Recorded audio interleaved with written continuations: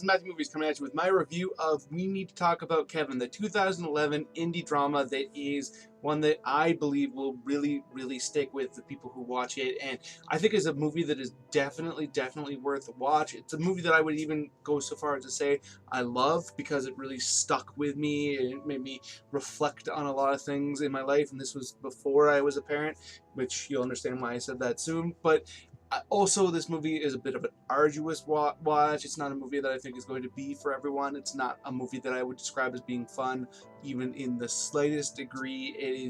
There's a few kind of entertaining moments for sure, but really it's a bit of a slog to get through, but one that is very powerful and will make you kind of look at a lot of things differently than you may have looked before. For those of you who haven't heard about this movie, which is probably a vast majority of you, because it's not super well known, at least I don't think it is, basically it focuses on a character played by Tilda Swinton, who is a mother who has a child, and from the moment that child is born, that child just seems to be like evil, just hates her, does everything in its power to be awful to her.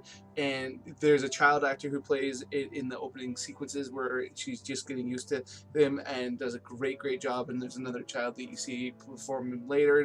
Both of them are they seem like they're just demon spawned to a certain degree. I mean, it's not anything cartoonish like that, but just basically like that, it gives you this really uneasy feeling to see the way that they treat her, and you really feel for her character. And then throughout the rest of the film, you see her relationship with him and how it affects her, having this child that is nothing but difficult with her and seems to a lot of the time like loathe her and treats her very terribly. And then as the movie progresses, does something horrendous that makes it so some of the people around her treat her very terribly, and the way that her life is just defined by this strained relationship with her child, who is just, you know, an awful human being.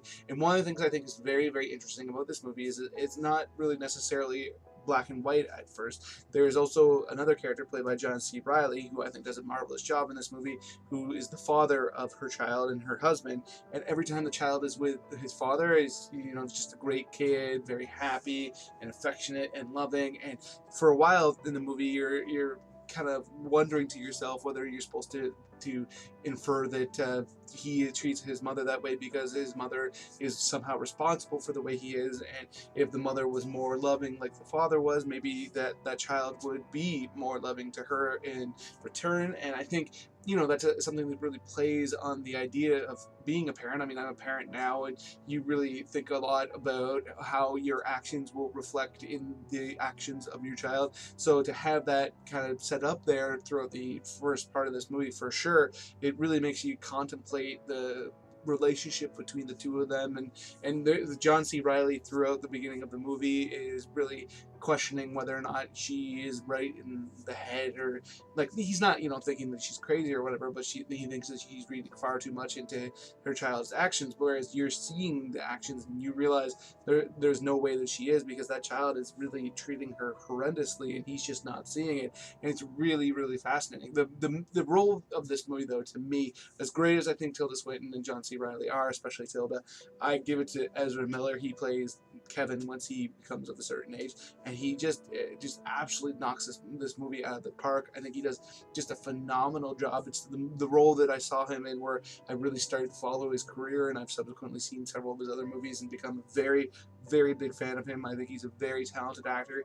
He really plays the dichotomy of this character to perfection, where you have these moments with his mom and these moments with his dad, and they ended up introducing a sister and his relationship with her. I think he just does a great job of really playing this character that you see in two very different ways, and the way that he treats his mom, how it's not always necessarily completely static, is one of the things I thought was really interesting too. Is there does seem to be slight breaks where there seems to be an affection between the two of them, and you don't know how to take that. And I just think this is a very thought-provoking film that makes you really think about what it is to be a parent, and also what it is to be a human being. And I think it's very powerful and fantastically put together, and a movie that I think, you know, a lot of people get a lot out of. But I will also say that I feel like there are definitely some people who would not enjoy this movie at all, may even go so far as to turn it off if you're the type that goes to a movie to have a good time, or goes to a movie to, you know, escape reality.